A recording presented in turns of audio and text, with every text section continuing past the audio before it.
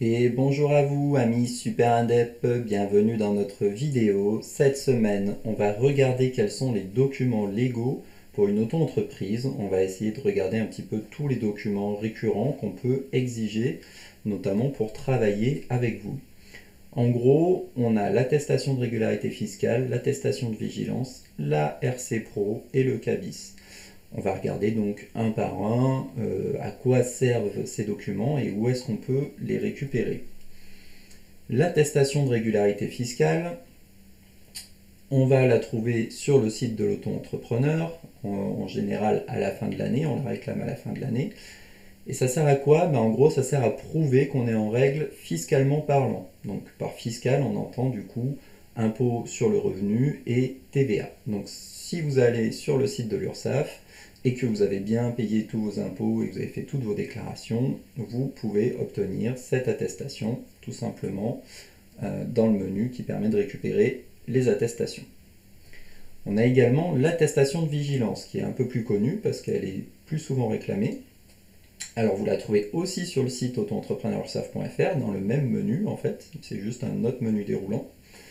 Et en fait elle peut être exigée tous les 6 mois par les clients avec qui vous travaillez, puisqu'il faut savoir que les clients pour qui vous travaillez ont l'obligation de vérifier que vous êtes en règle au niveau URSSAF, donc justement que vous payez bien vos cotisations. Et donc pour prouver ça, il existe donc cette attestation de vigilance et vous la récupérez sur le site autoentrepreneur.ursaf.fr. Ensuite, on a la RC Pro, donc responsabilité civile, assurance responsabilité civile professionnelle. Évidemment, vous pouvez la trouver auprès d'un assureur.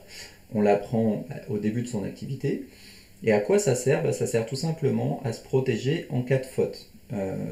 Puisqu'il faut savoir que si jamais il y a un problème, que ce soit matériel ou immatériel, potentiellement, la personne, votre client, peut se retourner contre vous. Et dans ce cas-là, si vous n'avez pas une assurance responsabilité civile, ça peut être des montants très importants qui sont engagés et qu'il faudrait sortir de votre poche. Alors, il faut savoir qu'il y a certaines professions pour lesquelles cette ERC elle est obligatoire et d'autres professions pour lesquelles elle ne l'est pas. On va bientôt faire une vidéo là-dessus. Mais en gros, même si ce n'est pas obligatoire, on vous recommande vivement d'en prendre une de toute façon.